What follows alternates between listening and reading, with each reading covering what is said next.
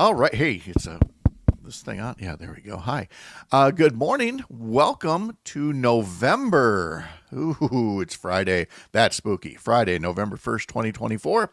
This is Up North News Radio. I'm Pat Kreitlow in Chippewa Falls. Nice to have you along.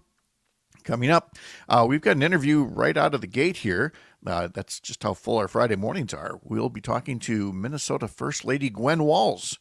You know, her husband Tim, running for vice president along with Kamala Harris. She joins us to talk about the campaign and also about her great grandmother's cookie recipe because we can't just be doing politics here. We'll talk to Courier Newsroom national correspondent Keya Vakil about the very dark tones being sounded by Donald Trump in the closing days of the campaign. We're also hearing the former president call our country a garbage can and threaten to jail his critics, but you know, the media has other things to talk about. So we'll talk to Mark Jacob about that. And we'll ask former U.S. Attorney Jim Santel what's next for Trump if he loses next week and loses his potential get out of jail free card, which is really the only reason he's been running all of this time. Brittany Merlot has the weekend forecast. Dan Schumacher talks to us about sports. Greg Bach joins us as well in 4 minutes at 6:06 across the Civic Media Radio Network. And right here, we'll see you soon.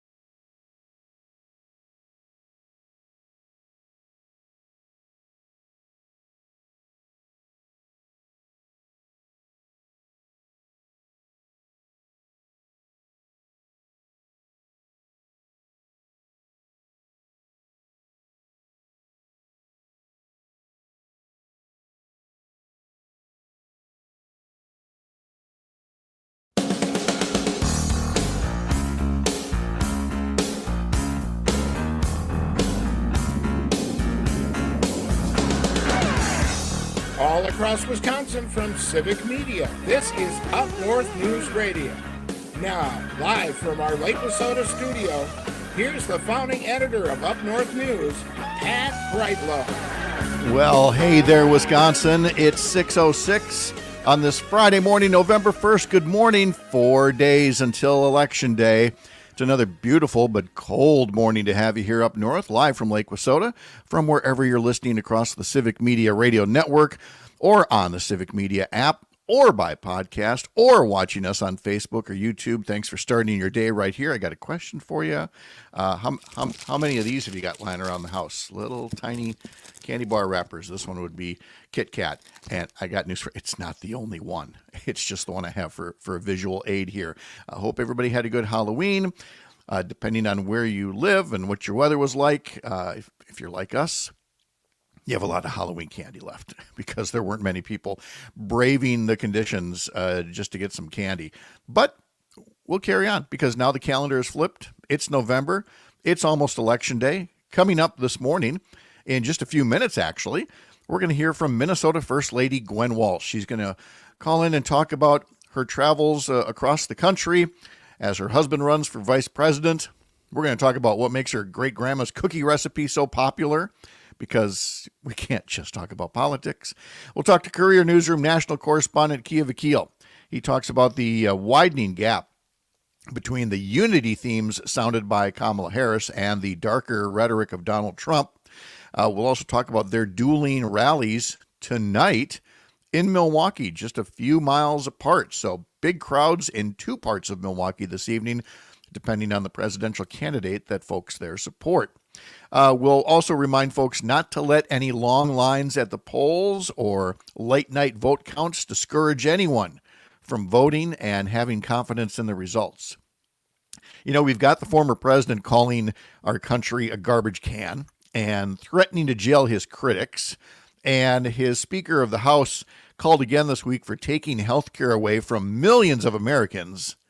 But the national media has spent the week going after President Biden for a snide remark about a trash-talking comedian.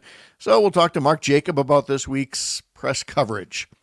Also, what's next on Donald Trump's legal calendar if he loses next week and can't rely on presidential pardon power to be a potential get-out-of-jail-free card? We'll ask former U.S. Attorney Jim Santel about that. We'll talk to Dan Schumacher about sports. We'll talk to Brittany Merlot about her weekend forecast. That is all coming up, along with any input from you along the way, by phone or by text at 855-75-CIVIC, 855-752-4842, or call us or text us through the Civic Media app, or leave a comment on Facebook or YouTube. You can send us an email as well, radio@upnorthnewswi.com. Bus stop temperatures at 6 a.m. are not kind. As mentioned before, yesterday they were 20 to 30 degrees cooler than the day before, and they are 20 degrees colder than yesterday right now. It's 30 degrees here in Chippewa Falls, 28 in Hayward, 35 in Wausau, 35 in La Crosse. Amory is at 29. Wisconsin Rapids 32 right now. Green Bay 38. Madison 36. Waukesha 36. And at Racine's Radio Park, it's 42 degrees, where we welcome in one Greg Bach, who is not letting these temperatures get to him at all. He's got the Brew Crew t-shirt. Or is that the costume from last night by chance? Did you go as a ball player? No, I did not. I went as the guy who stayed inside, turned his lights off, and didn't hand out candy. It was really, really windy and blustery, and it wasn't. Honestly, I don't know if we got anybody at our door. I was surprised. Our ring didn't even register anybody. Oh, really? We got same as Roger here posting on Facebook. He says, I have 5 mini Kit Kat wrappers lying around from last night and only had 4 trick-or-treaters. And we as well only had 4 trick-or-treaters. And Roger, again, I have more than just this one Kit Kat wrapper lying around. There's going to be a few more of those. What is happening at the Laughing Tap this first weekend of November? Oh, well, we have Dan Donahue here for 4 shows, 2 shows tonight, 2 shows tomorrow, 7:30 and 10 o'clock. You can find your tickets at LaughingTap.com. They are available right now. $22 online, $25 at the door. No drink minimums. But yeah, we have 4 shows happening. So that's going to be lots of chances to see comedy. Yeah, and good service and good folks on. I call it the undercard. What do you call it there though? I don't want to say they're not warm up acts. We don't want to disparage them that way. What do you? No, we call them the openers. They're the openers. So, thank you. I couldn't come up with the right word here. So we'll have a host. I believe it's going to be Elijah Holbrook. Claire Sunby is going to be the feature, and then Dan will be headlining the night and closing it out. So. Okay. 4 chances this weekend. And you said it was 42 degrees in Radio Park right now? So said the National Weather Service. And that's just the warmest. So right now it's there we go. Hold on. Hot in the city, baby. 42 degrees. All right. I went a long way for that joke. Sorry, everybody. I apologize. No. It's okay. Some you go for the payoff, and sometimes it works, sometimes it doesn't. I may have to change my mind on candy corn. I'm going to close Halloween commentary with this. I think candy corn's the worst. I don't like it one bit.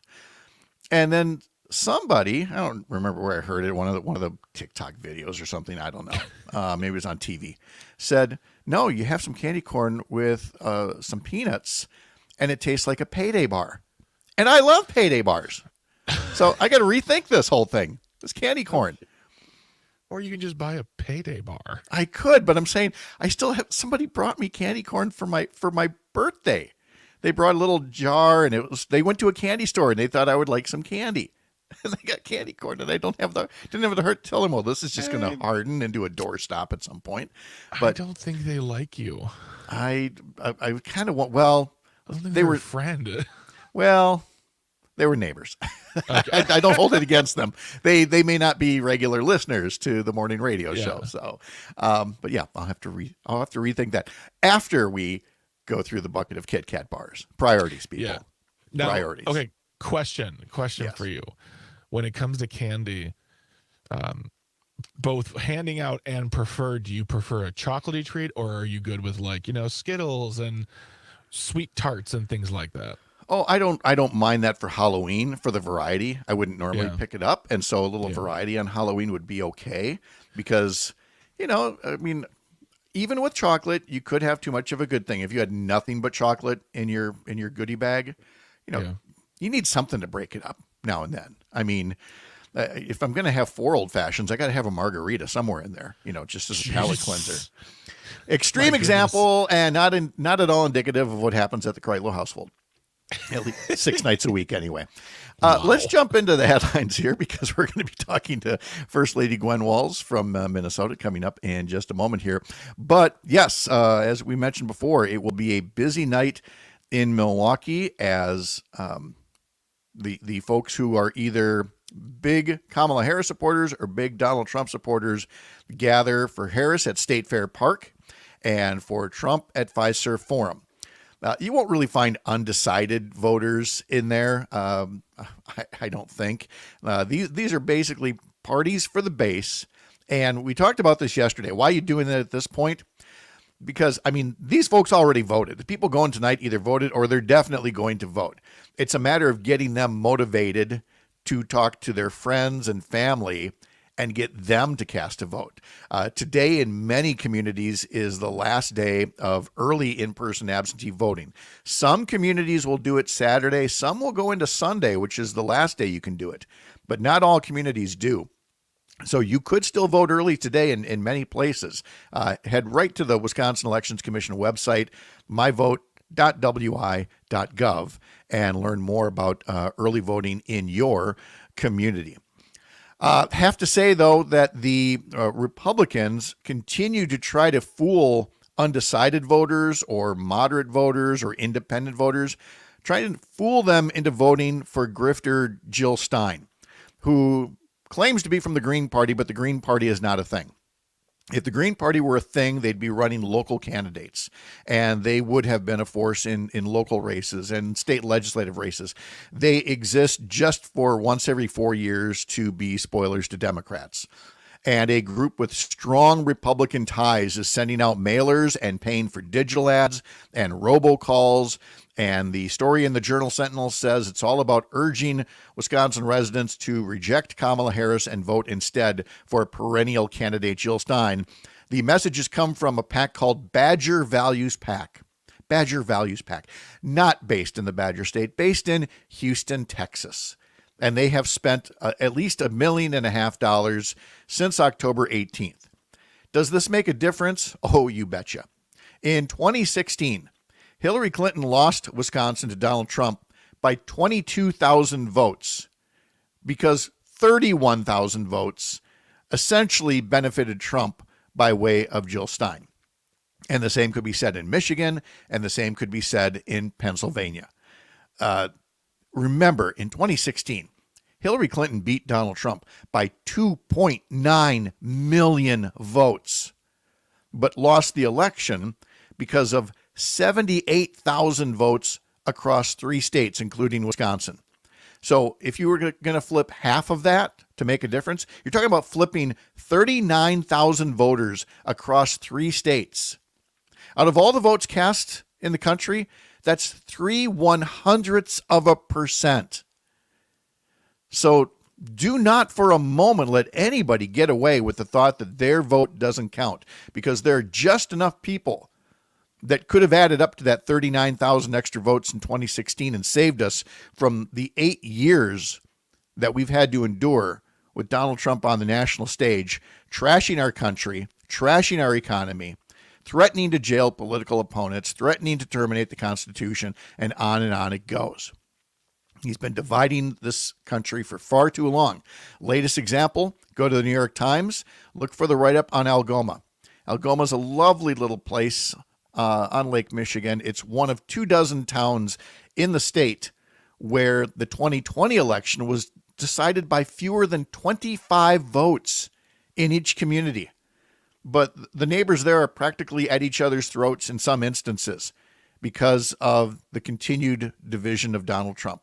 And that could finally come to an end next week. Minnesota First Lady Gwen Walz tells us all about that and more in a conversation that's coming up next.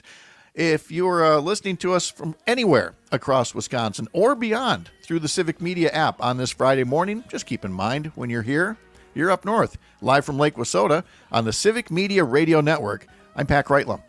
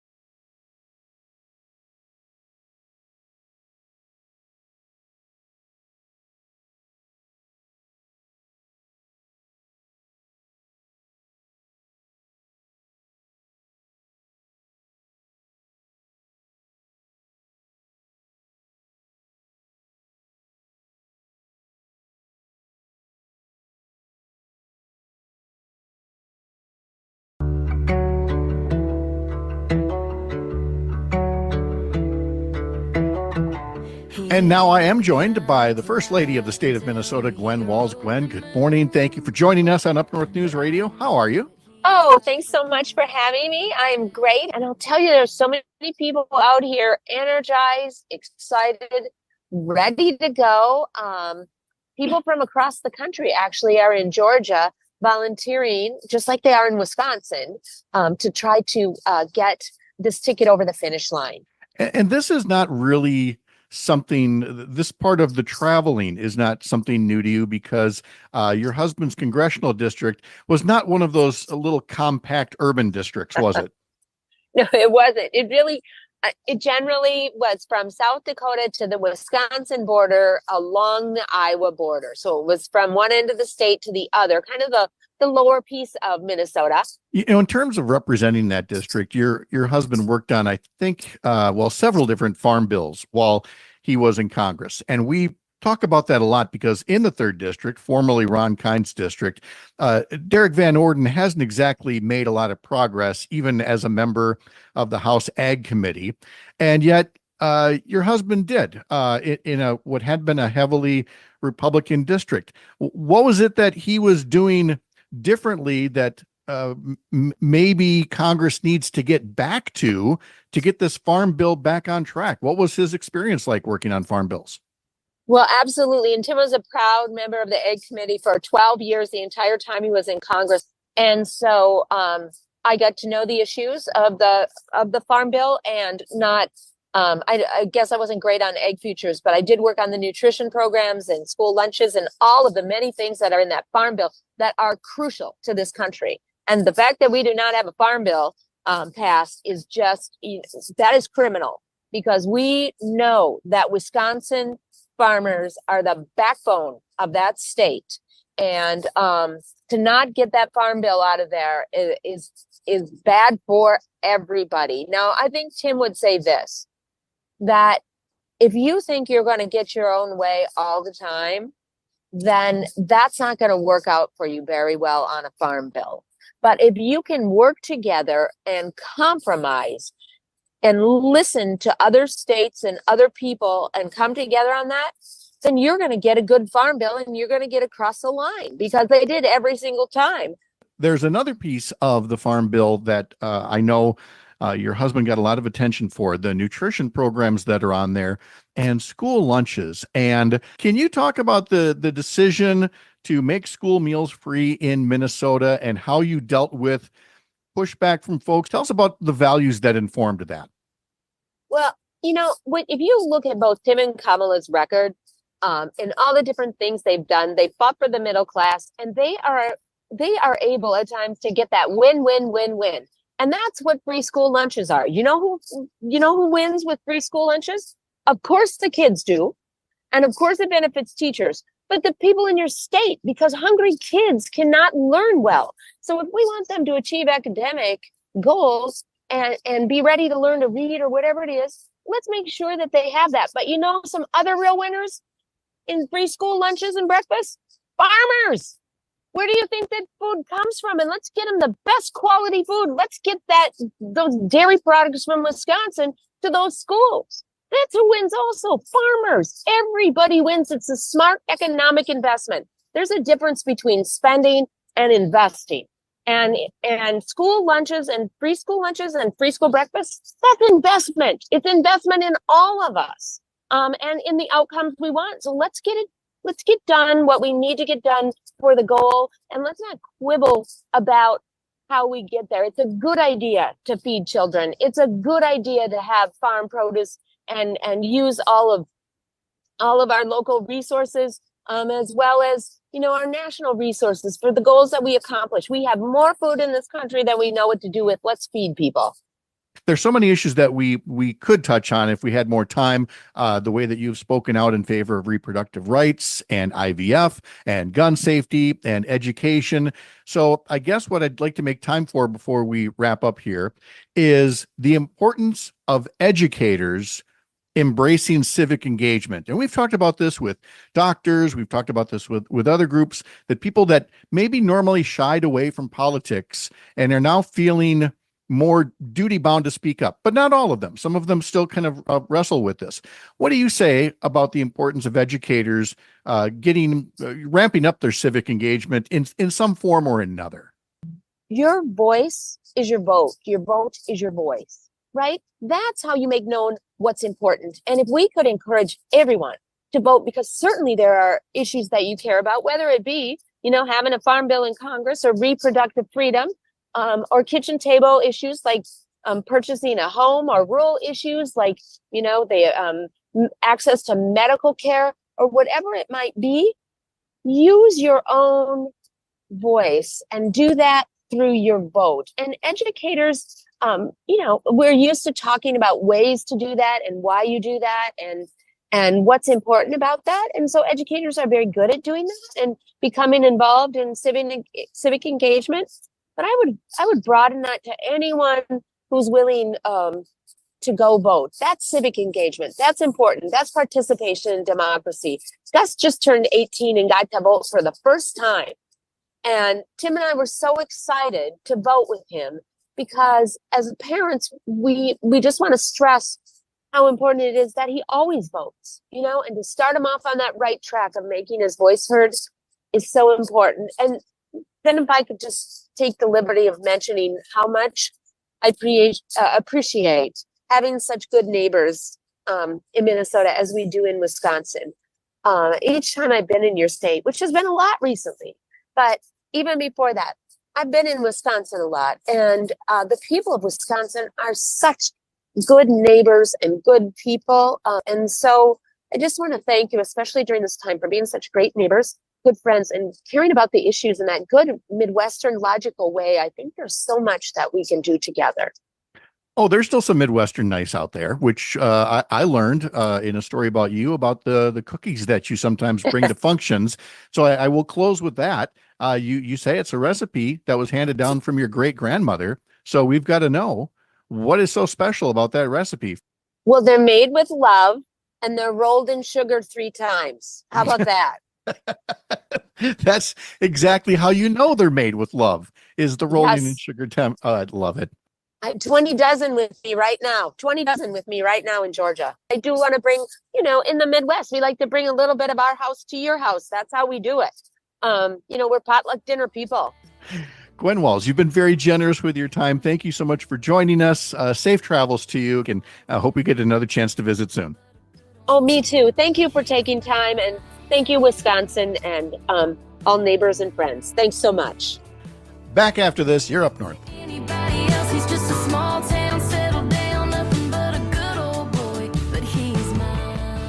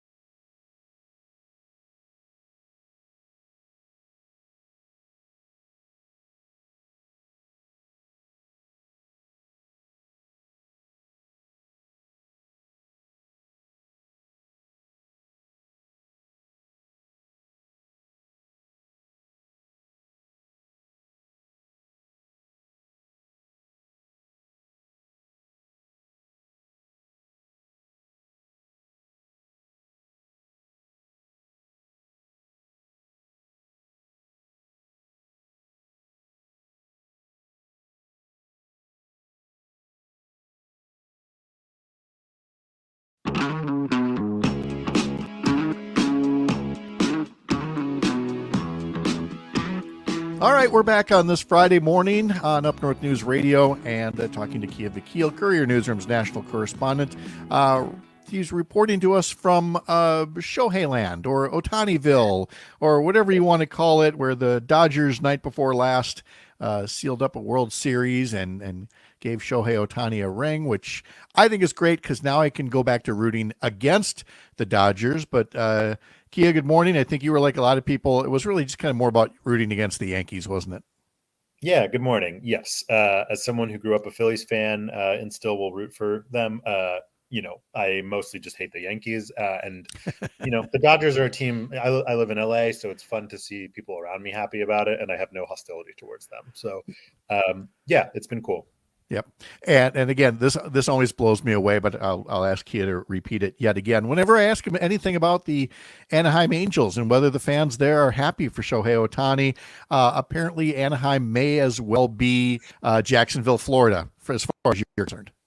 Yeah, I mean, Anaheim is a different city, like many, many, many miles away, anywhere between a 50-minute and 2.5-hour drive, depending on the time of day and the traffic.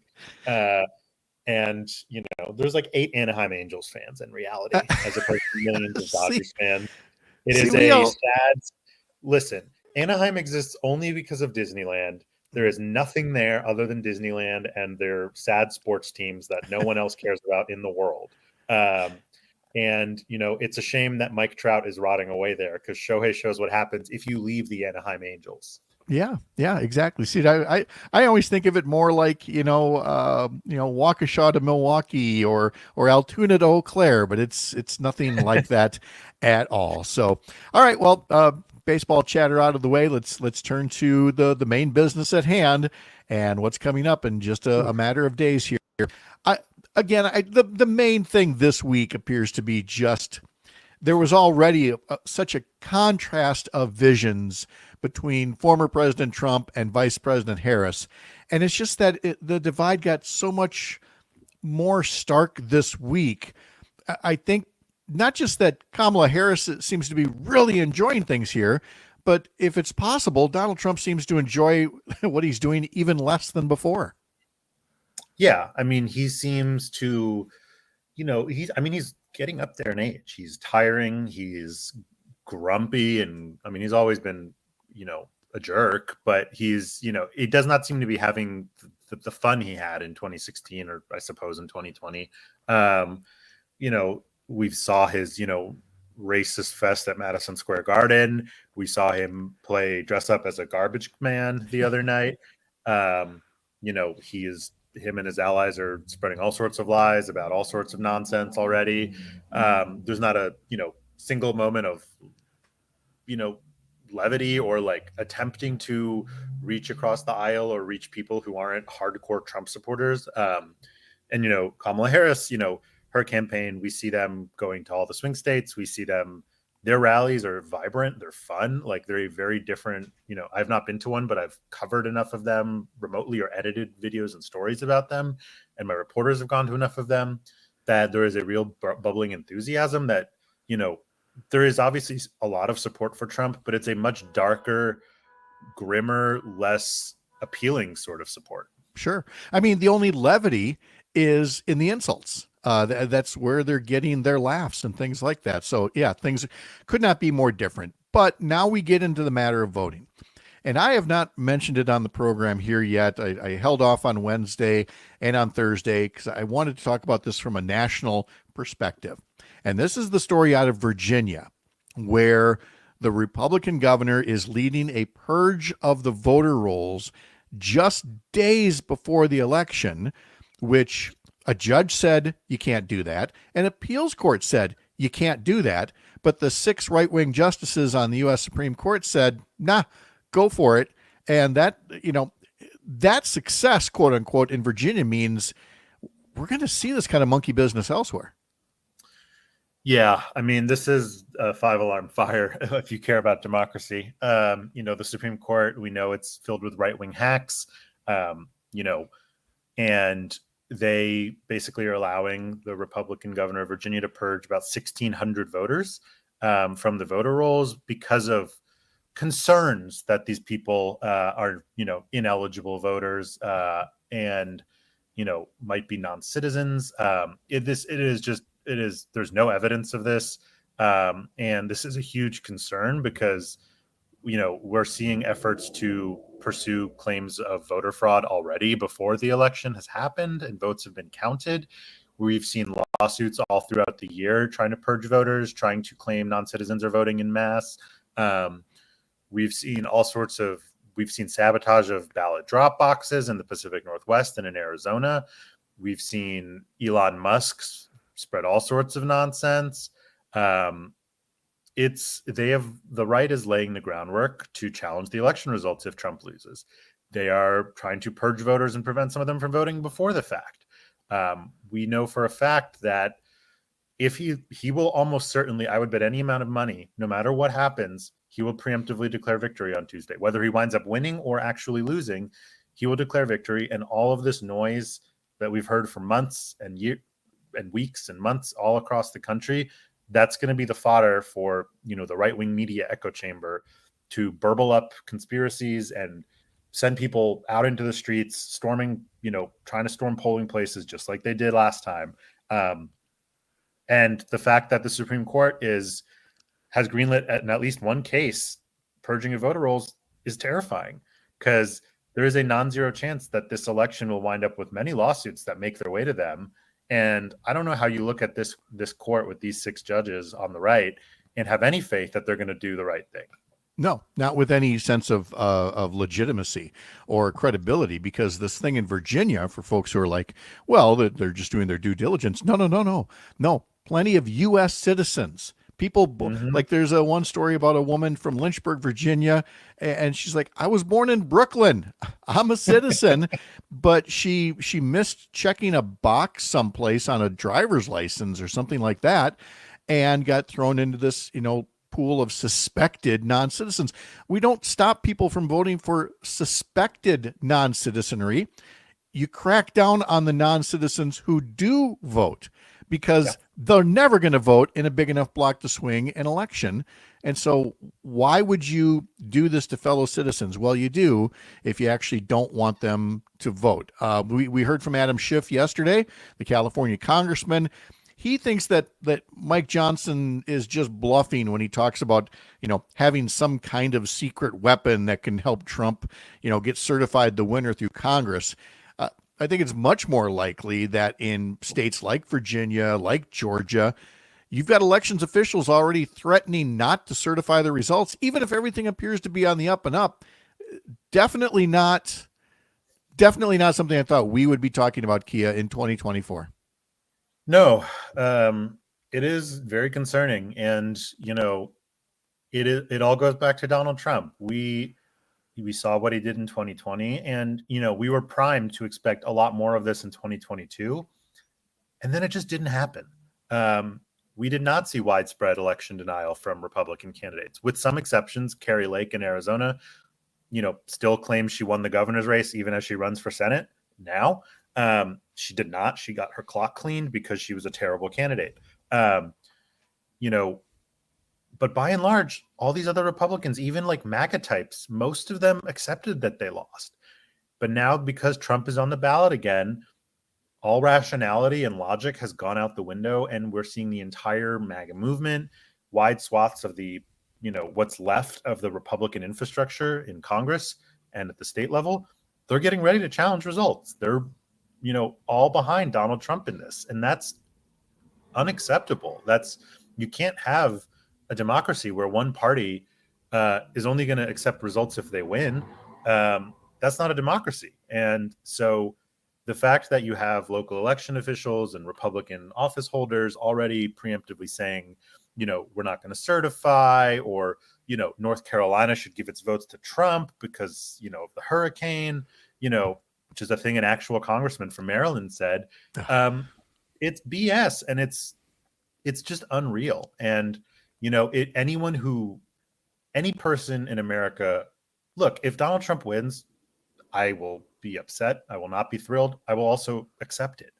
Anyone who is going to contest results because their candidate did not win an election, I'm sorry, but that is just unacceptable to me. Like, you are not a serious person.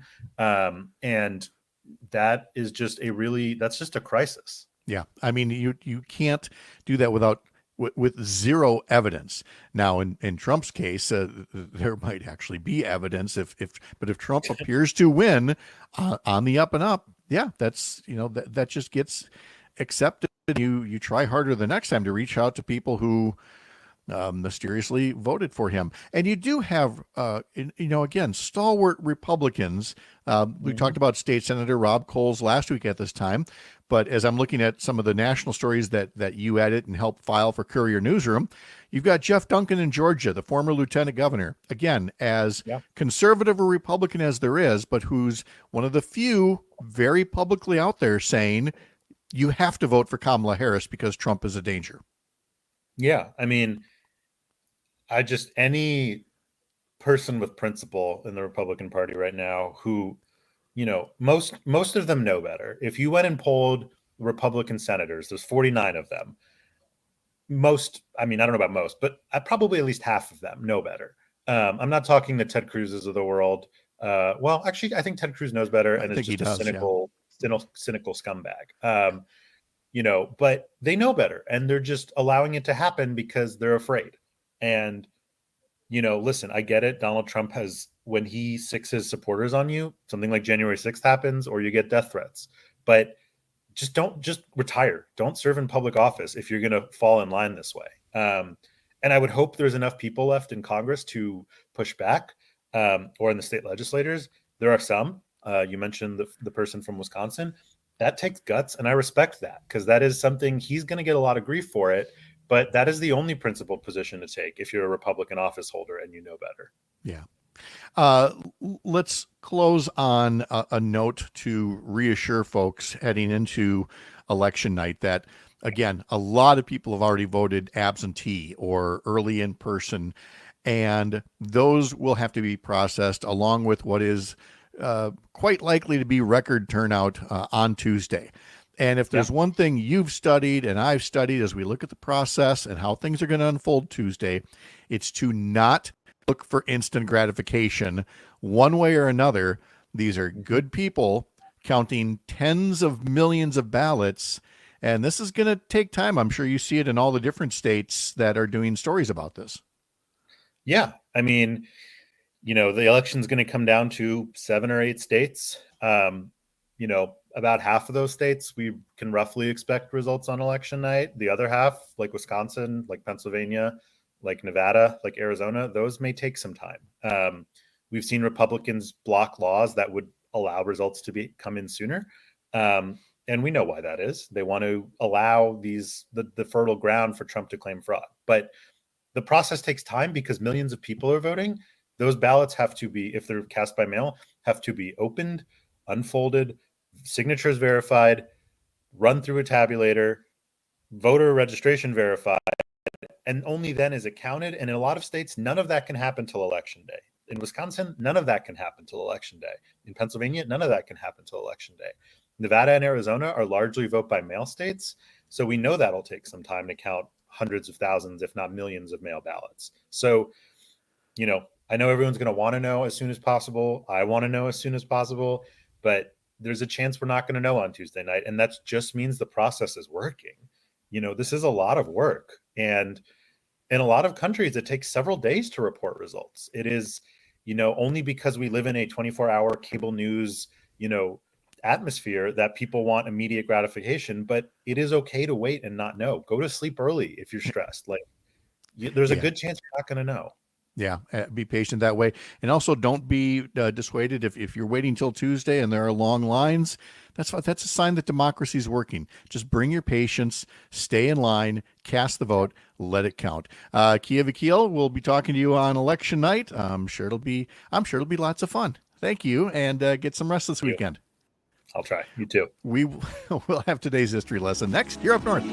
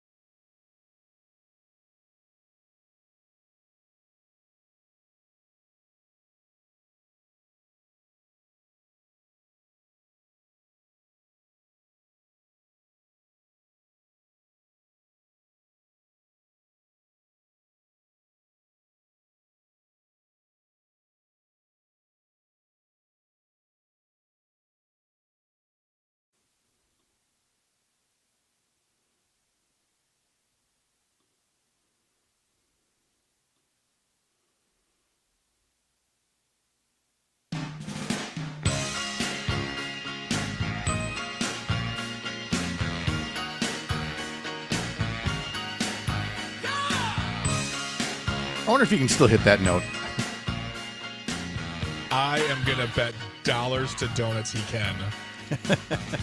Bruce Springsteen had his first number one album on this day in 1980 with The River, featuring Hungry Heart, which was a top 5 hit for him 44 years ago. Welcome to today's history lesson on this first day of November.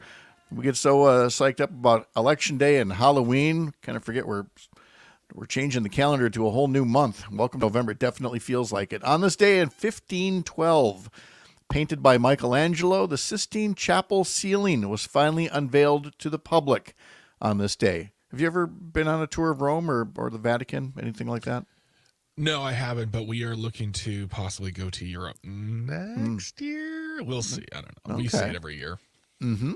What about you? What about you? Have you?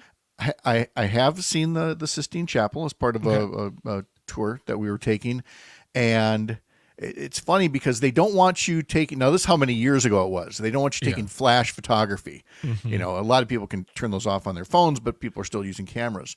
And these poor tour guides or guards or whatever they are there, you're trying to enjoy this work of art on the ceiling, and it really is impressive. Yeah. But you keep hearing, no photo, no photo, as they keep shouting at the tourists. And we're giving them all the stink eye. Like, they said, no flash. And they look at you like, I don't know how to turn it off. Then don't take the picture. But it was very peaceful, very tranquil in the Sistine Chapel. No photo. Very mindful. Right. The Beatles scored their 13th number one album in the U.S. with Abbey Road on this day in 1969.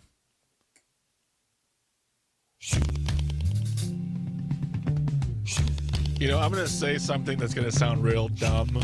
No, go for it. But I really love the Beatles. Like there are people out there who like the Beatles. There are people out there who don't like the Beatles. But when I hear like an intro like this, I'm just like, God, it was so good. Well, that's why I ask you about groups like Oasis. Remember, I asked a couple weeks back because I'm of an age where now as a kid, I didn't appreciate the Beatles. It wasn't until I got to college and really started widening my music range and learning more about their history. And I'm like, these guys are so good. Yeah. And I don't want to miss that in contemporary times, but it's a little bit tougher. You hear me say it all the time. What are we going to look back on this age as? And I'm not saying they're as big as the Beatles or as good as the Beatles, but who will have the staying power when you can hear a song like that from the Beatles and go, oh yeah, that holds up.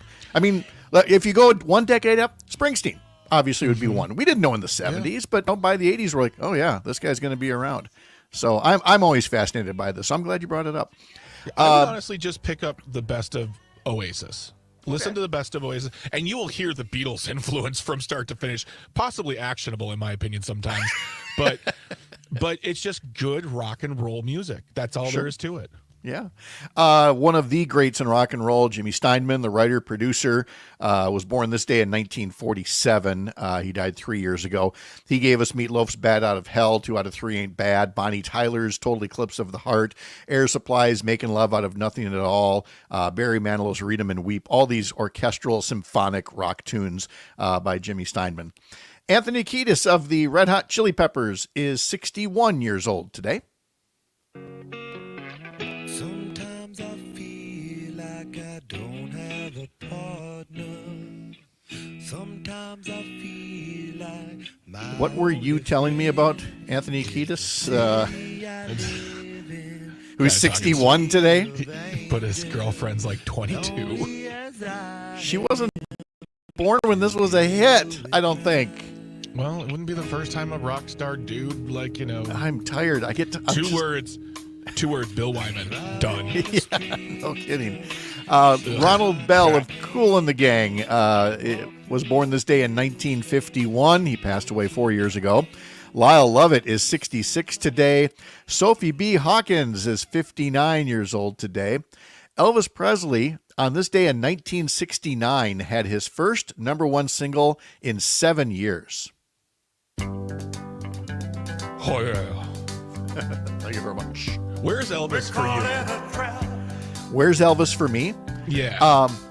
Once again, because of growing up in the 70s, I grew up thinking only of what we would call Fat Elvis. Yeah. drug addled and, just not with it, not hip, not cool. Yeah. And it isn't until later when you kind of expose yourself to some of the early stuff, you go, oh, okay, now I get it. I get why he was as big as he is.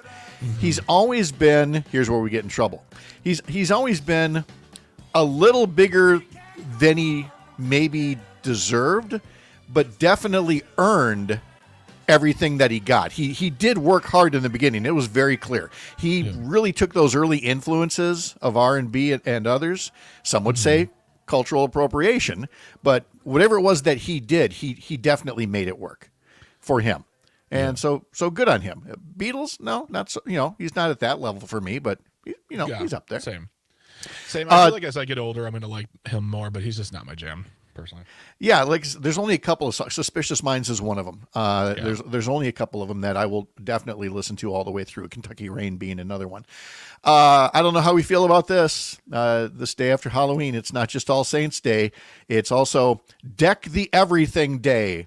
When people who feel like they can't put up Christmas decorations before Halloween now feel free to turn it loose. No, people. No. It's the purge, but for decorations. There's still Halloween, or there's still Thanksgiving to go through. Let's see. This is Pet Groomer Appreciation Day, Love Your Lawyer Day, Fountain Pen Day, Brush Your Teeth Day because of Halloween candy. And it's a new month. It's Adopt a Senior Pet Month, COPD Awareness Month, Epilepsy, Long-Term Care, Alzheimer's, Military Families, Adoption Month, Diabetes Month, Family Caregivers Month. It's even Manatee Month. Everybody is enjoying a month. And I'm sure the Manatee Month has nothing to do with all the Halloween candy that some of us are going to be eating today. We have a very busy second hour ahead on Up North News Radio, live from Lake Wissota on the Civic Media Radio Network. I can't walk out.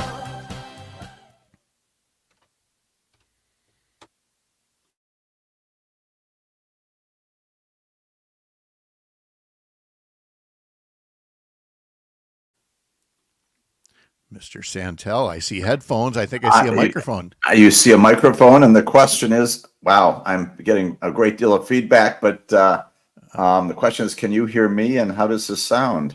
We can hear you. We can hear you, but it sounds still like your computer mic. Yeah, it sounds like you're coming through. I'm going to let you talk him through this, Greg. Well, I sent you the email, Jim. Yep, I just went through. Yeah. And you see that you got your settings on? Let me go back and do this again here. And make sure your volume on the side and your monitor is good so you can hear yourself in your headphones. Yeah. Let's start with settings. Okay. All right. So I'm at camera and audio and go to audio. Okay.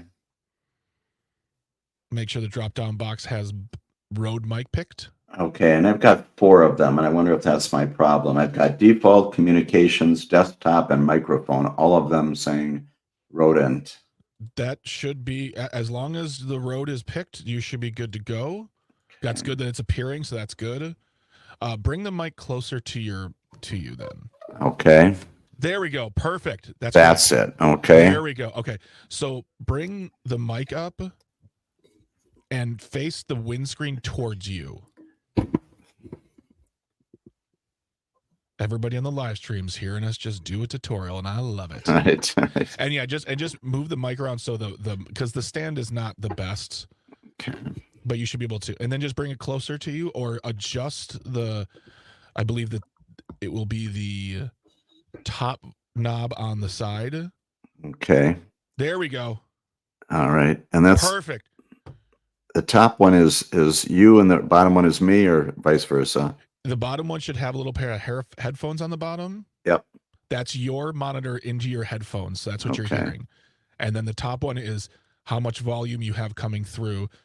Put it right in the middle. Just put that knob right in the middle, and you're good to go. Right at the top here. So Yep. And then just put it back the way it is, and just make sure you're kind of a little closer. We want to still see your face. Yeah, I know that the stand is, you got to adjust the stand so it's the. All right. There you go. Yeah, it's tipping over. I'm just having a series of days here. I've got a new computer system upstairs, and it is broken. Then just put your hand on the stand and hold it there for now, and we'll get you figured out. It's the sound is more important than anything else. Okay, but that's it. I sound like I'm speaking in a cave. Oh, that's weird. You should. It sounds. I mean, I can hear myself, but it sounds like I'm. Bring yourself close to the mic then, and tell me what you hear. All right. That's a little bit better, but I'm still. Yeah. Well, we'll bring. I tell you what, Jim. Bring the mic with you on Saturday. Okay. Oh, what time are you going to be here today? I'm there if I make it. I'm supposed to be there for Dom's show at 4:00. Okay, let's plan on doing tomorrow then. I'll come in tomorrow and bring the mic, bring the headphones, and we'll do a tutorial together. Okay, and I think everything is again set up. It's just. But you do sound a lot better, Jim. Okay. All right. And it shouldn't have to be this close, right? I mean, but it sounds really good when you are. Okay. But now bring the mic a little to the side, but still close so we can see your face. Yeah, and then it falls off. So, yeah. I guess I just have to hold it here. So there you go. Yeah, just hold it for now, and I'll get you all set up tomorrow. Okay. You're hearing some frustration just because I have a personal computer system I've had brand new, and I've had 5 people in to work at. I can't print. I can't do emails. This is modest in comparison to the disaster I've got going on upstairs. So okay, been going on for 5 weeks. So anyway, and I thought I had it solved yesterday, and this morning it's all broken. So anyway, it's been a week for technology. It has been a week. Yeah. It has been a week, and we'll see what we can do here. Maybe next week Tuesday, none of this will matter. So. I'll be packing up for the re-education camps. Right. Anyway, Greg, thank you very much. I think this again with You sound. Honestly, Jim, you sound great. And honestly, if it's distracting for you with the headphones, bring one headphone off of your ears so you can hear yourself. Okay. But we'll get that fixed tomorrow. I don't know why you're hearing echo or like it's like a tin can in your headphones. Yeah, it sounds like a huge cave. I'm Anyway. Is your well, we got a couple more minutes. Go to your settings again on StreamYard. Right. And then go to audio again. Okay. Yeah. Is there an option for output?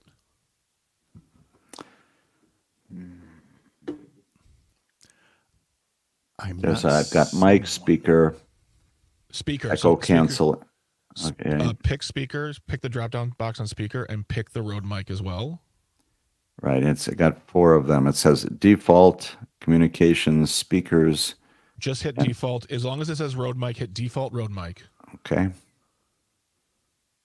then see if that does anything. Yeah, that's basically where I was. So okay, all right, it's fine. We'll figure it out. So sorry for my incompetence here and knock it off. But you sound great for right now, Jim. Okay, right? good. All right. Thanks for doing all this, Greg. Thanks, Pat. No problem. Right.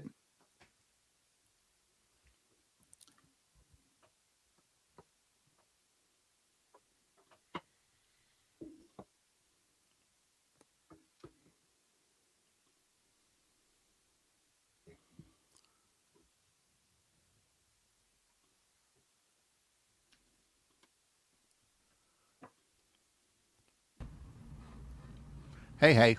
Hey, can you hear me okay? Yes, I hear you. All right, perfect. All right.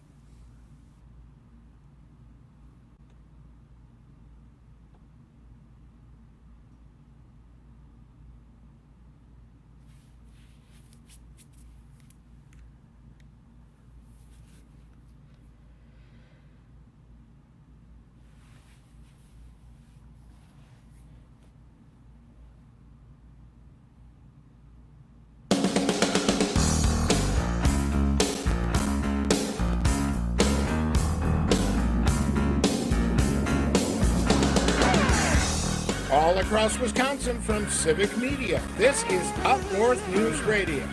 Now, live from our Lake Minnesota studio, here's the founding editor of Up North News, Pat Brightlow. Well, good morning. Welcome back to Up North News Radio, unabashedly Wisconsin, brought to you by Courier Newsroom and carried by our friends on the Civic Media Radio Network.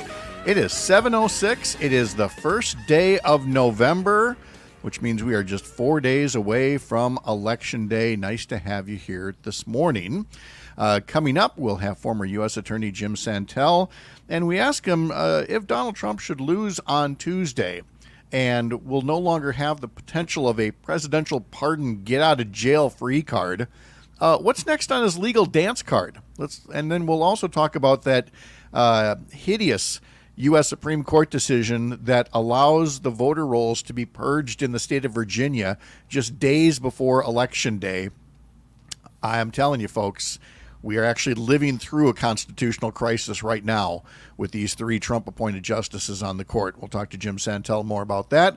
We'll talk to Mark Jacob about media coverage this week. I mean, there's a lot of serious stuff the media should be talking about. You had Donald Trump last night insinuating that Liz Cheney should face a firing squad.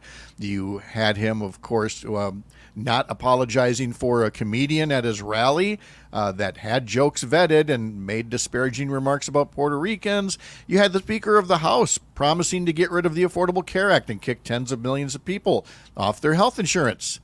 And yet the media chose to focus on a remark by Joe Biden. So we'll talk to Mark about that. Dan Schumacher will talk to us about sports as well. Greg Bach is here. Meteorologist Brittany Merlot is here. And we also have, of course, Rob from Tigerton, who said, scrolling for the right comment, put it up on screen here. Where is he? There. Rob. Good morning from Tigerton. It's clear in 33. The wind chill is 29. 0.2 of an inch of rain yesterday. Had a meeting in Shawano yesterday. Today I'm going to New London to campaign for Kristen Lyerly. This is the first time I've ever been involved in helping to campaign and meeting many wonderful people. We talked about it being COPD Awareness Month last segment, and he mentioned that his mom passed away from COPD, and he's been battling diabetes for 5 years. Rob, we hope you feel good. We thank you for volunteering on the campaign. If you've never volunteered on a campaign, and I want to believe that this is as much true for Republicans as Democrats. As volunteers, it's a wonderful experience. You get to meet all kinds of folks and step up your civic engagement. I highly encourage it, either in a party way or in some other civic way. You won't regret it. Here's Brittany Merlot now with yes, Mr. Bach, please. I was just going to ask Rob, if you come across a name Charlie Bach on your packet when you're knocking on doors today, tell him his nephew Greg says hi. Closed circuit message to Charlie Bach in New London. You're going to get your doorbell rung today. And that's not even that sounds threatening. Not even I don't even mean that in a bad way. We are, as promised, about 50 degrees cooler than we were just 48, 72 hours ago. Brittany, welcome to November. Yeah, seriously. I literally just took off my little winter jacket. I was wearing it early this morning. No joke. Nice. Pretty much the entire state is at or below freezing. If you're not, you're just a few degrees above it, and that's, of course, closer to Lake Michigan and further south. But up north yesterday, some snowfall accumulated, our first actual recorded snowfall of the season. Wentworth picked up about 3.8 inches, and then all the way into Guile, they picked up 3 inches as well. Plus, those winds were whipping. Bayfield clocked a 59-mile-per-hour wind gust. So did Racine at 53 miles per hour, and Fond du Lac came in at 47 miles per hour. So those wind chills were frigid. But thankfully today, the winds have calmed, and they're going to stay calm today and tomorrow. We've got a ton of sunshine on tap both days. Highs today will be in the mid to upper 40s, so quite a difference. But by tomorrow, we will be in the low to mid 50s with a ton of sunshine. Overnight, though, Saturday night into Sunday, that rain starts to roll in again, and we've got another 1 to 2 inches targeting central Wisconsin and portions of southwest areas as well. This system looks to stay Sunday, Monday, and it doesn't leave until Tuesday afternoon, so a wet one ahead after a cold, crisp start.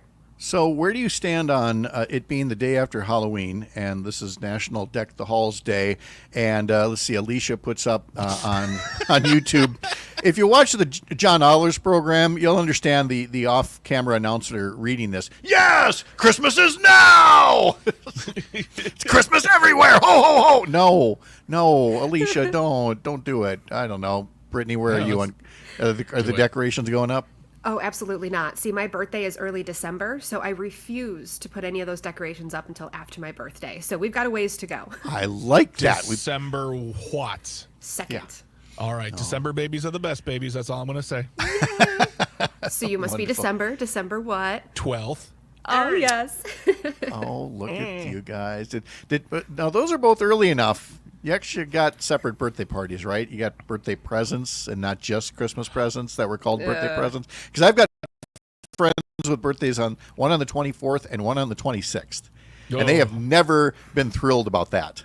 But That's a little close. I totally get that. Mine, they kind of rolled mine into Thanksgiving. Oh, that's mean. 'Cause I know, it's always right after here's Thanksgiving. some leftover so stuffing, I get- dear. Happy birthday to you. I got you some cranberry sauce to go. No, mine All is right. perfect because I got the 6th is St. Nick's, the 12th is mine, Christmas is. So I get a perfect distribution of stuff. Of stuff. I love it. It's perfect. All right. Thanks, Brittany. Have a good weekend. You too. Bye-bye.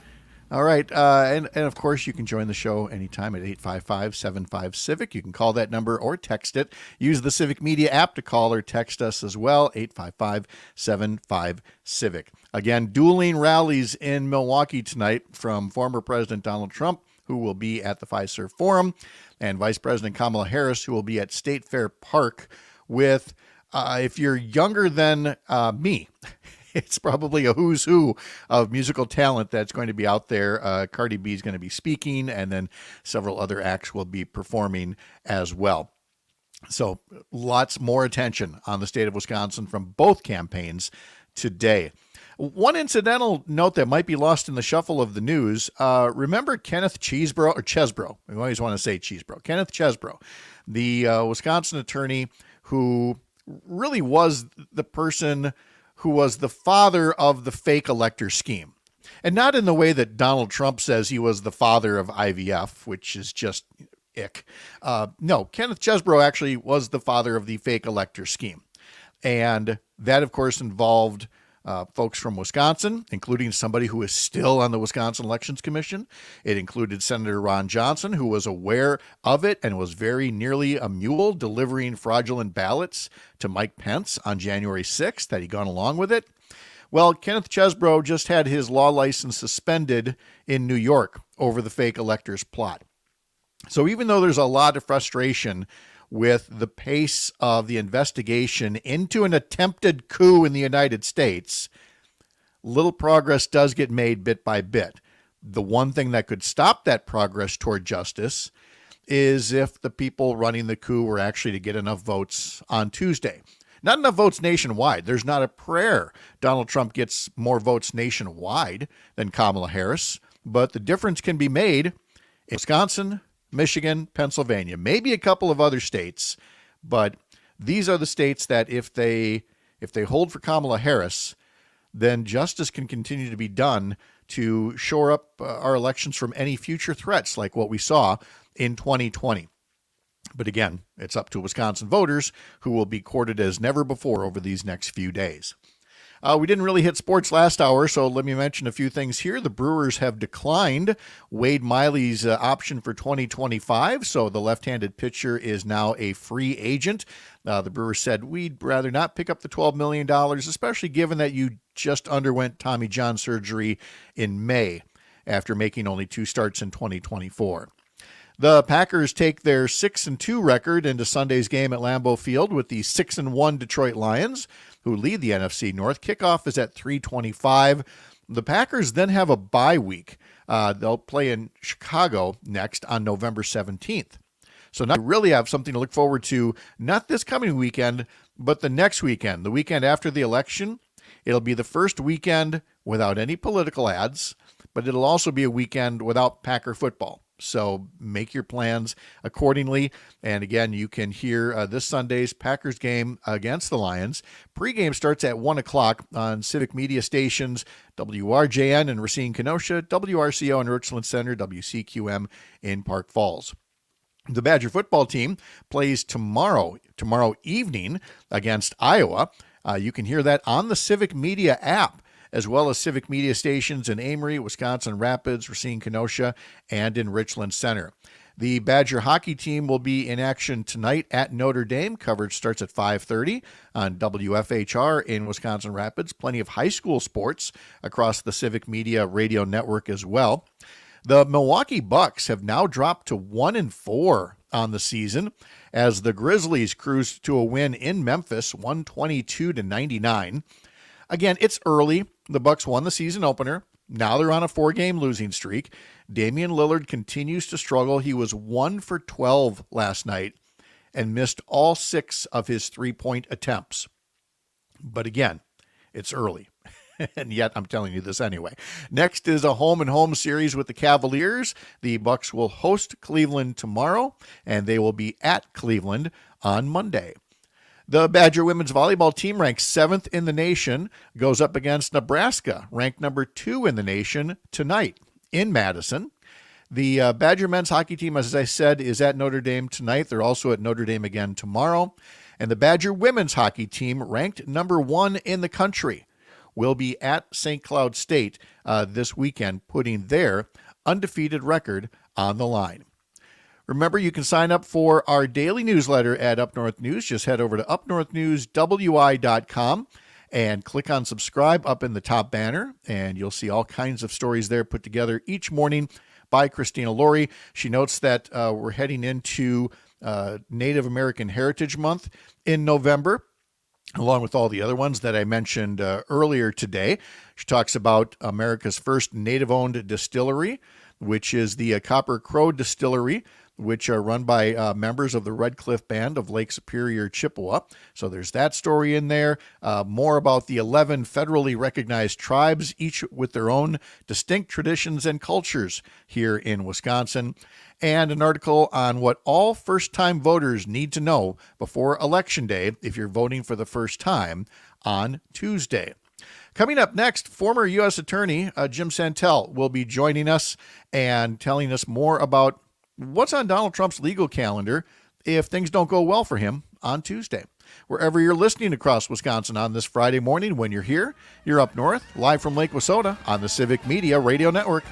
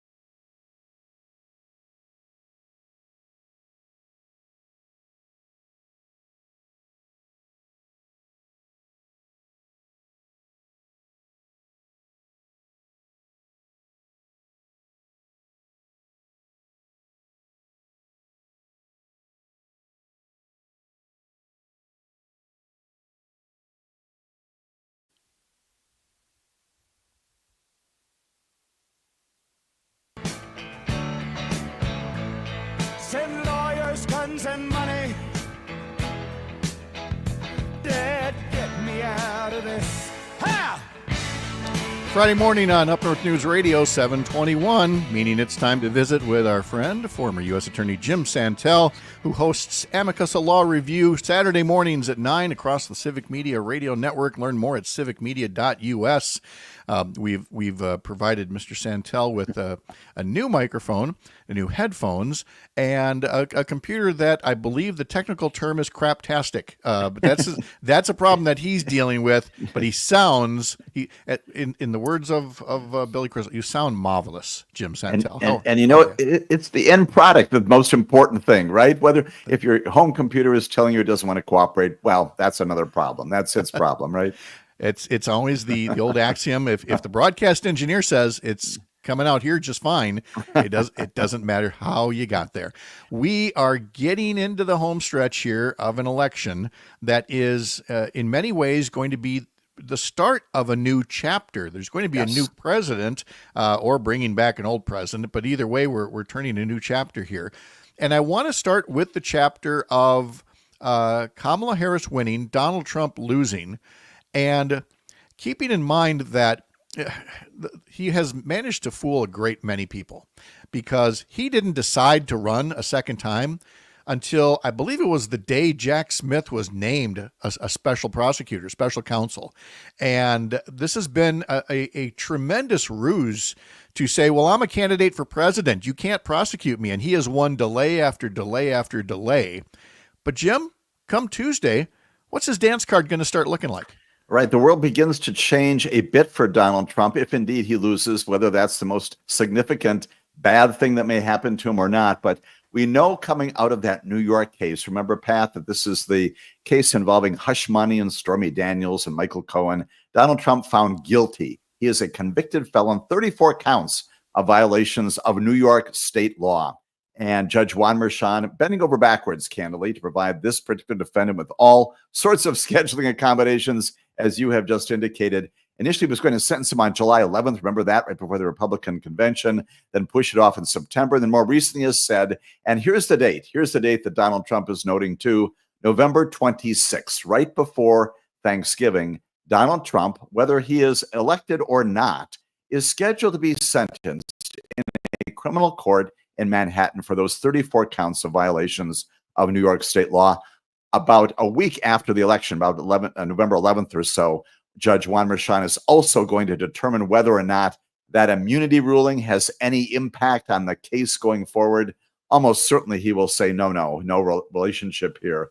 But November 26th. And so as we go into Thanksgiving, again, these things can always be pushed back, as we know all too well. But likely that Donald Trump, first former president in our history, will be sentenced for criminal conduct in a court of our United States of America. Stunning history. And that's the first one coming up. Everything else, nowhere near trial, nowhere near proceedings that are going to be resolving. And even the Juan Merchan matter going up in the Court of Appeals, that'll be after that. But a sentencing in late November is no small thing.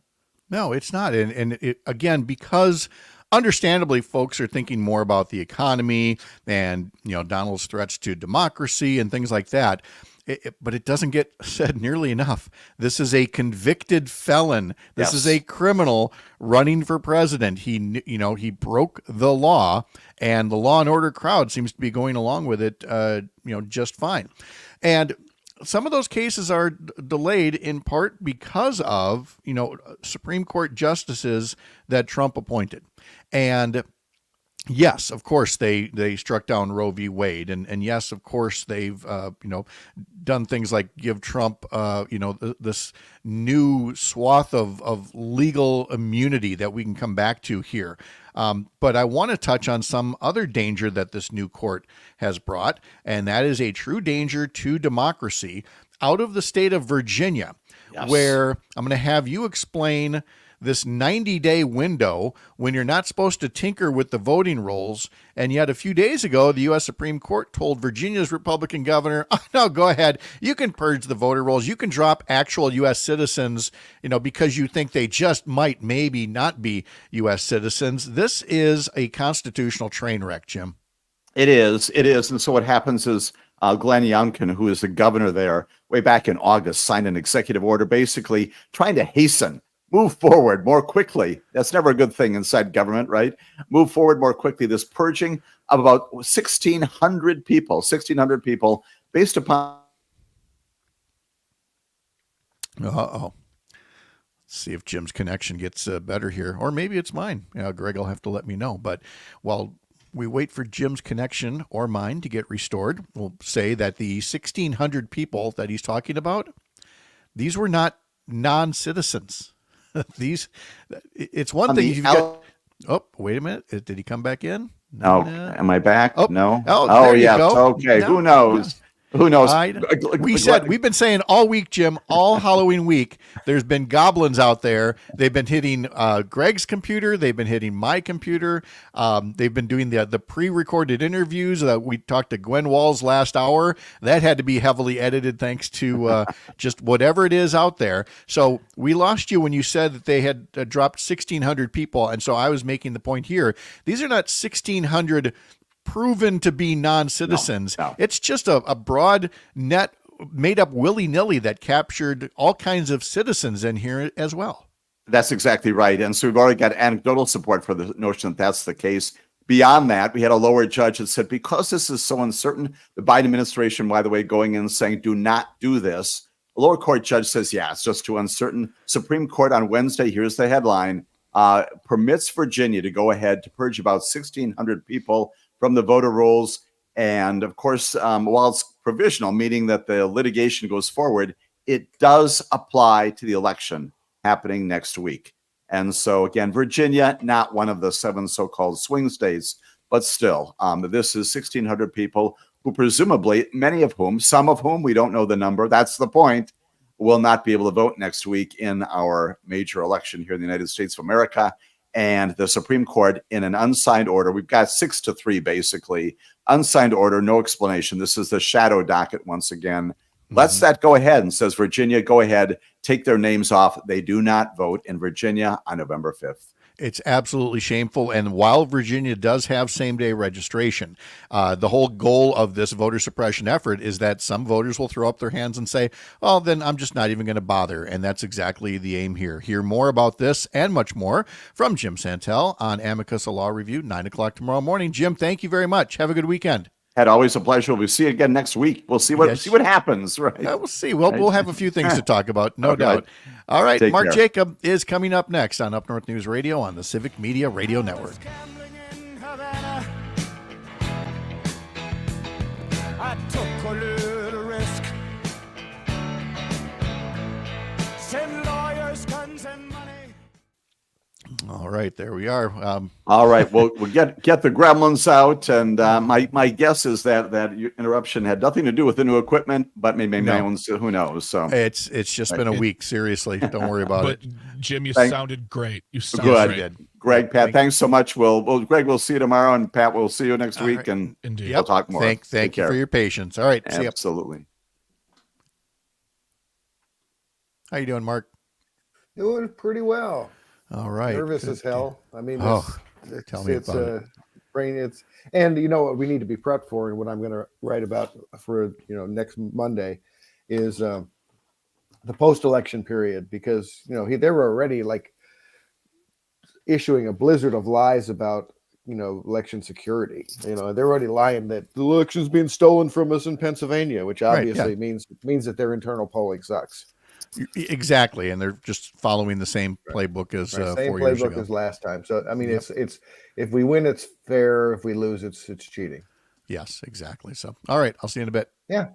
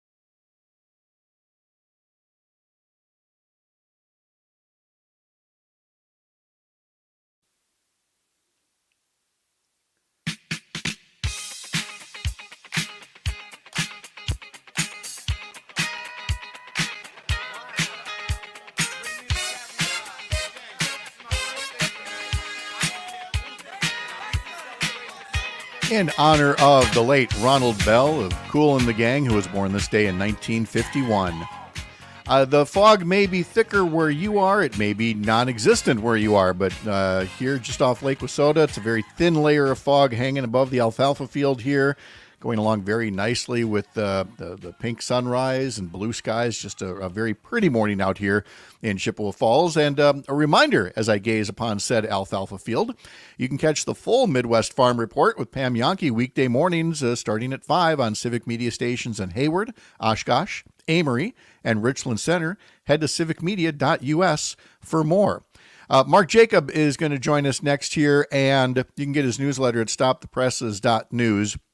But I'm going to, with all apologies, tell you that this segment is going to be garbage because you got Donald Trump referring to America as a garbage can, a Trump comedian talking about Puerto Rico being a floating island of garbage, Joe Biden saying that remark was garbage, the press taking it to mean he's calling all Trump supporters garbage, and now Trump supporters wearing garbage bags as Donald Trump drives a garbage truck in the Michael Dukakis moment of the campaign. Mark, I don't know how much more trashy we could make this final week of the campaign, but I guess it seems appropriate. Yeah, well, I think everyone would rather talk about anything other than issues, especially on the right. Yeah. You know, that this while all that kind of silly garbage stuff was happening. Although, I mean, it's totally wrong for that Trump comedian guy to like trash an entire island full of American citizens, you know, and it's sloppy for Joe Biden to speak in a sloppy manner, which, you know, it's why he's not running for president right now, frankly. So, you know, that's all. I mean, not saying it's not news. I'm saying that it's bigger news when the sitting Speaker of the House, Mike Johnson, announces that he and Trump are going to repeal Obamacare. You know, mere days after Trump said, "No, I'm not going to do anything with Obamacare." You know, which is so you know, so that matters more to real people, doesn't it? It does, and it should, and yet it was the Biden garbage remark that was, you know, top of page one. The mentioning of getting rid of health insurance for millions of people didn't make the front page at all, along with plenty of other things. I've stopped trying to understand what it is that causes some editors to put things on page one, bury other things, not cover anything at all. Because it's hard to know where their priorities are in terms of what is news, in terms of what you can use as a citizen, and news that gets you to be loyal to their brand of newspaper or whatever. There's a guy at the New Republic named Greg Sargent. He used to work at the Washington Post.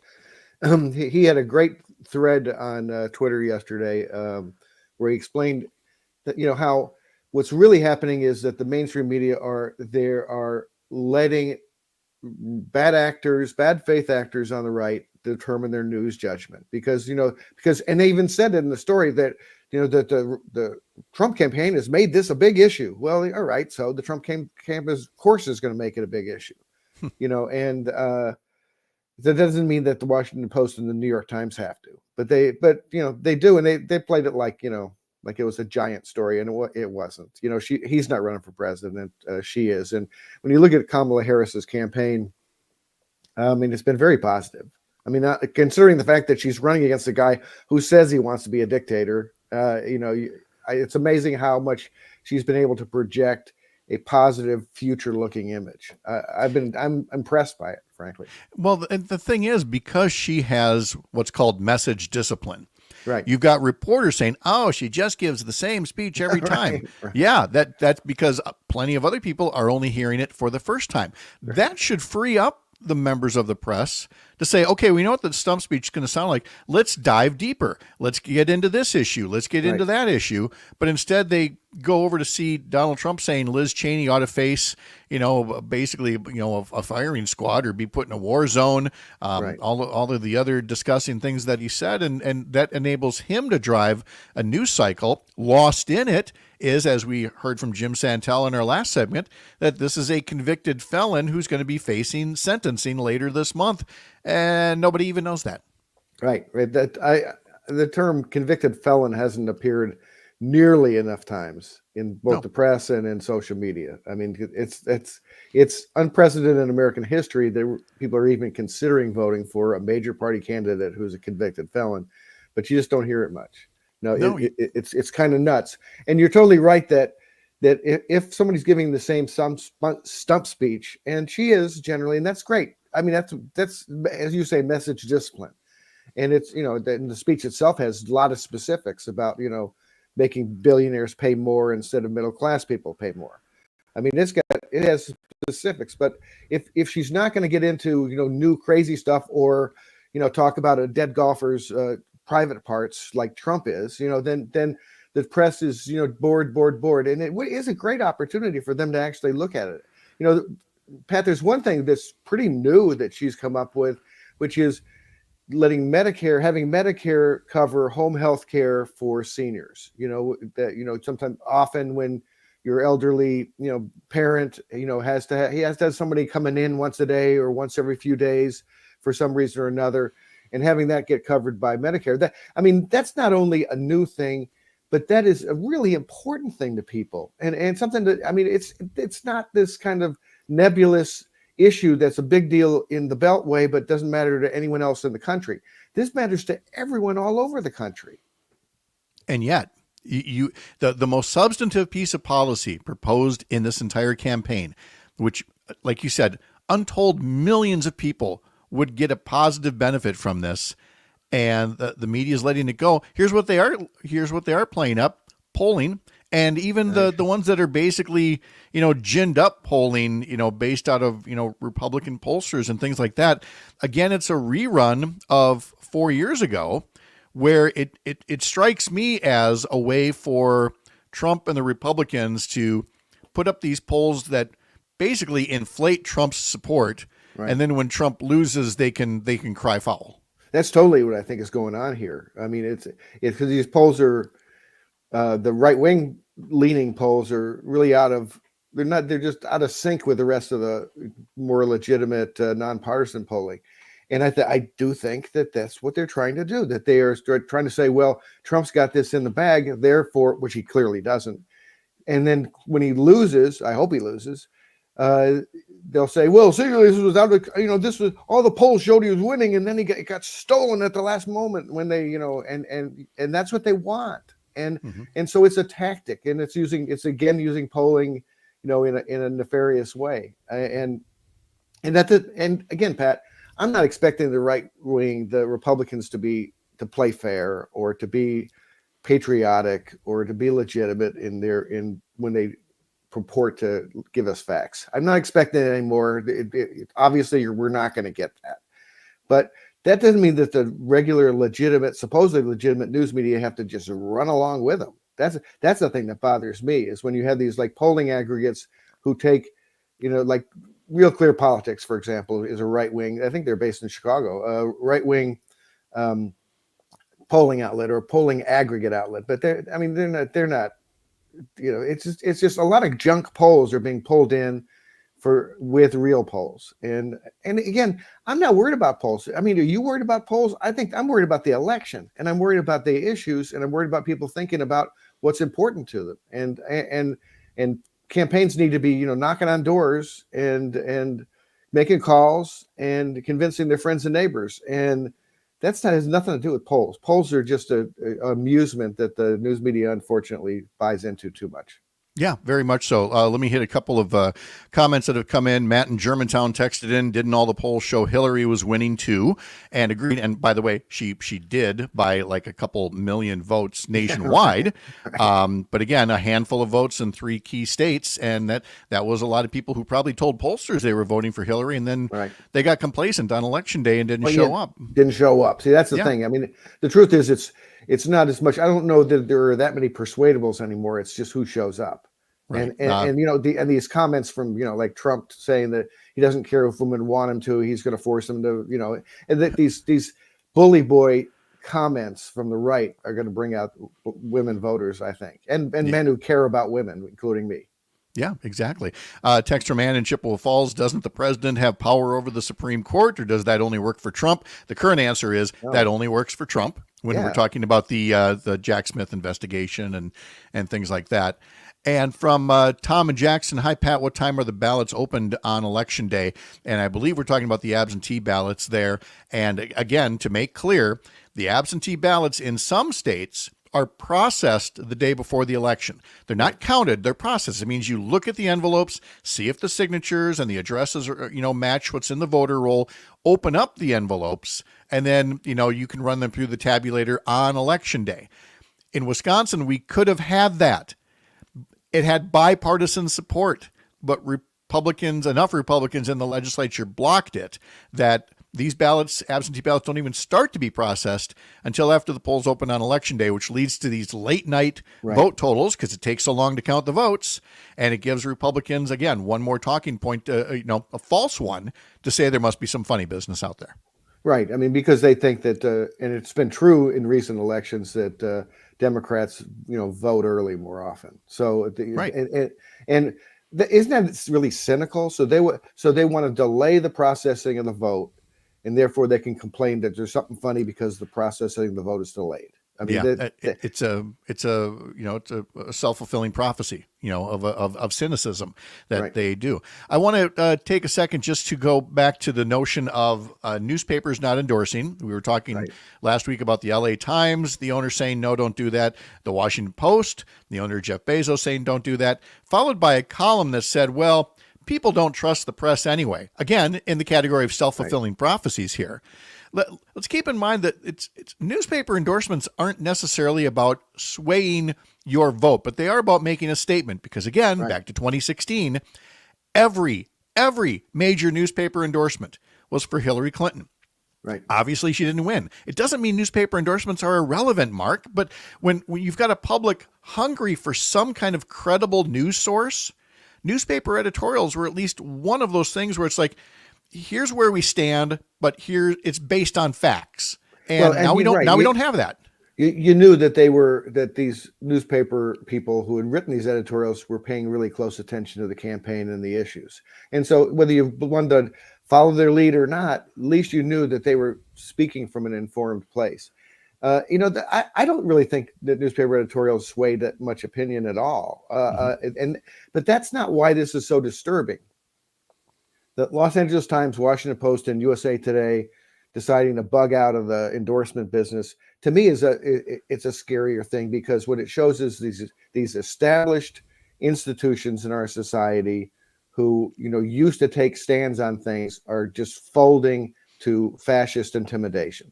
To me, it's one of those things where when you see an institution, and I think some of the religious leaders in our country have not done nearly enough to confront what's clearly a campaign of hate.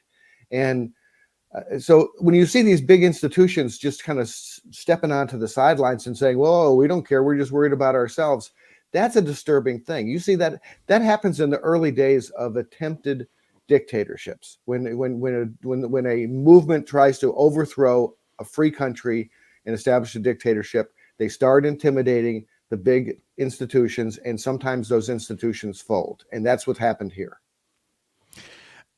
And this is one that I think somewhere post-Trump can get reestablished. But how much damage is done? Maybe we don't get a chance to do that if enough democratic norms are smashed along the way. And, reporters are going to have a lot to cover in a second Trump term. I just don't know the extent to which the stories will be like, how come nobody told us that this could happen? It's the meme with the guy in the hot dog costume. We're all trying to figure out who did this. And it was a lot of media underreporting or misreporting that did. Well, I just wondered whether you won't have any kind of look back, and you'll have this kind of, you'll have a North Korean media or the Hungarian media. And I'm really worried about it. I think that, I don't know whether we can come back from this. Exactly. And that's where Mark and Stephen Beschloss discuss 10 ways for political media to fix failures that were frequently and tragically evident in this election cycle. Head over to Media Misses or stopthepresses.news. Mark, thanks so much. We'll talk next week. Talk to you next week. All right. Dan Schumacher's coming up next. You're Up North.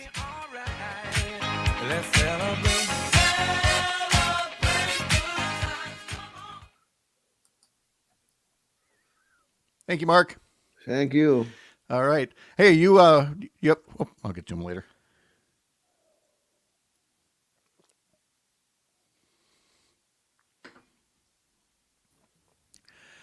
And now for something completely different. I can't wait to get past Wednesday or Thursday. Oh my gosh, I know. It's going to be so great. Dan, that hair's getting too long, buddy. That's just some long hair hippie stuff right there. That's just what's going on over No, there. I was thinking about that. I was thinking about getting a haircut. Hey. I've just been No, too you lazy. You do your thing, man. You I'm do just you, funning. boo boo. That's all right. Where you at this weekend? Are you staying up north? To be honest with you, Pat, I had blood work yesterday. I was at the Mayo for half the day. I'm at Kim's house. I got to go to the doctor this morning after we're done here. Car's warming up right now. And then I got to head straight back to Ashland. I got hockey opener tonight. Yeah. No, that sounds like fun. Okay, good deal. Oh, yeah, it's fun. Going to the doctors. Well, I meant the hockey. Not the hockey part, yeah. And then are you good for next Friday? I mean, you're like the one piece of post-election non-political programming I've got, but you're around next Friday too, right? Yeah, Okay. yeah. I'm actually coming back to Chippewa Thursday night. Okay, sounds like a deal. All right, good. Let's see here. What else do we got here? Oh, we got 35 seconds. I got to get my Packer stuff. What are your Bears doing this weekend?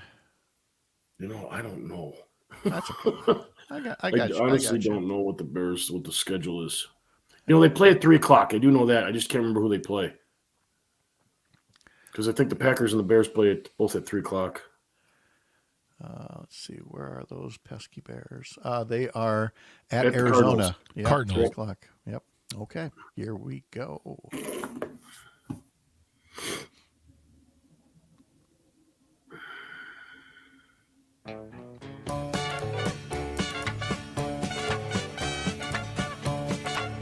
This doesn't sound like the Grateful Dead. Oh, but it is. Oh, it is. Mexicali Blues. There it is. Ding, ding, ding, ding, ding. Wow. The stuff I learned from you guys. This is from Working Man's Dead, which was kind of the album itself was a lot like country. Yes, it was. It was. Great I mean, record. so this is kind of like this is a Bob Weir tune that he was always a kind of a pseudo cowboy himself. So he wrote that, and so Now he's just trying to look like late. He's trying to look like late stage Jerry now. That's his goal in life. And Phil passed away last week. It's still Yep. I still haven't been able to find out if he passed. He passed away. Sick? Or was he not sick? Was he? There's been nothing that's leaked out about him. On his death. Well, and some folks are like that. They want to keep all the details private and just live in the love. He's Noticing also your 84. He might have died of being 84. That's true. Correct. That is always a possibility. Is that why you're growing your hair out? Are you trying to go late stage Jerry on us as well over here, or are you trying to get the Greg Bach look going? A couple going? weeks, Pat. I haven't been. I was home for the benefit last weekend that we were all at, Yes. but that's about it. And I didn't get time to go to the barber downtown Chippewa, so I'm going to do it. When I come back next Friday, I'm going to get a haircut. There you go, all of them. You got a hockey opener this weekend for Northland Yes, College? big day, big night up in Ashland at the Civic Center. We open up hockey against Lawrence University out of Appleton, and looking forward to seeing what the men's hockey team looks like this year. They were very competitive last year. We did lose a few players in the spring due to the struggles we were going through as an institution. But I think Shane is very happy with the replacements and the recruiting class he brought in. And so I'm anxious to see some hockey. It'll change pace. It's the crossover time where volleyballs, soccers are ending their season while hockeys and basketballs are starting their seasons, what you call crossover. Yes. And I'll tell you what, when you talk about hockey, I think of the Badger women, I believe, are 10-0 to start the season. Whereas the Badger men, I do not think they were expecting to start 1-5. Not an auspicious way to begin the season. Basketball season is underway. The Bucks are starting 1-4. So some teams aren't charging out of the gate strong, shall we say? Heck, even the men's Badger basketball team, they had a close one against River Falls. I know, a close one against River Falls. That's an annual game.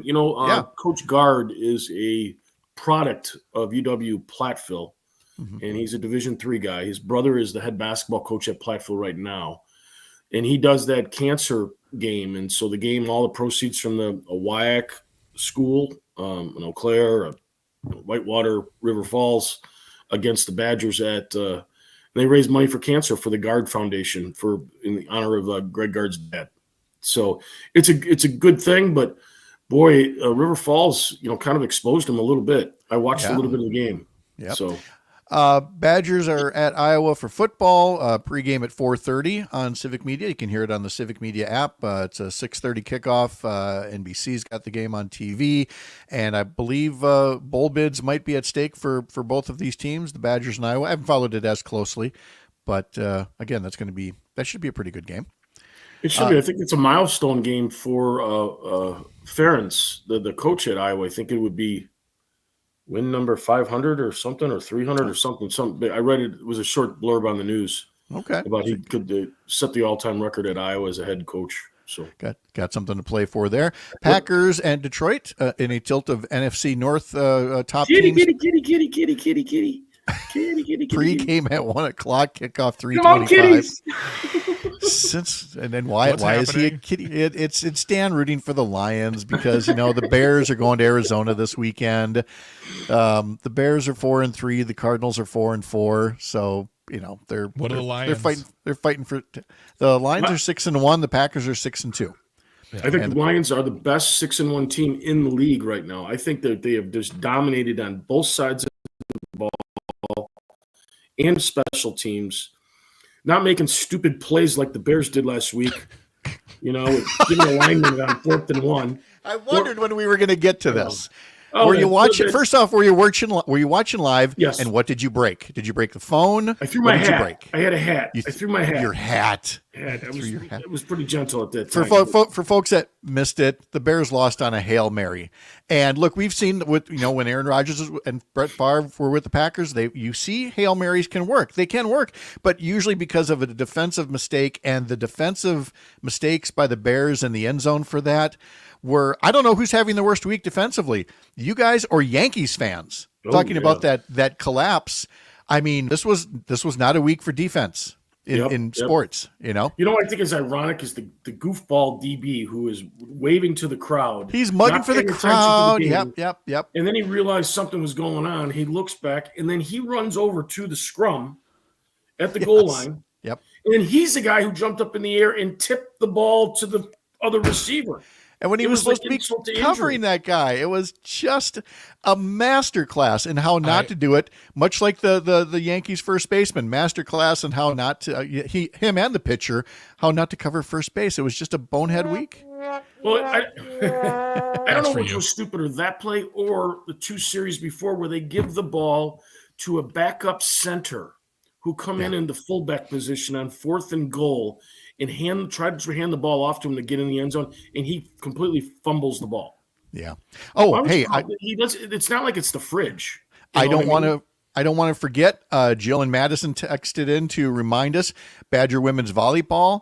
Oh, yeah. Big match tonight. The Badger women are 7th in the country. Nebraska's number 2 in the country. They are both powerhouses. That's going to be at the field house tonight. That's going to be a huge match. So you got things to see in Madison. You got things to see in Milwaukee with the Trump rally, the Harris rally. You've got Lambeau Field this weekend. It's just going to be a crazy weekend. Dan, enjoy the weekend, the hockey opener, and then you'll be our island of sanity after the election on Tuesday. Have a good weekend. Okay, Mr. B. Yes, that's a stretch. That's a stretch. No. You are a respite. We appreciate it. Greg Bach is back in 2 hours for Matt Nair on air. I will be broadcasting from Civic Media HQ in Madison on Tuesday and Wednesday, and co-anchoring election night coverage on Tuesday night. Have a wonderful weekend. Thanks for joining us for Up North News Radio. Catch more at upnorthnewswi.com. We'll see you Monday morning up north.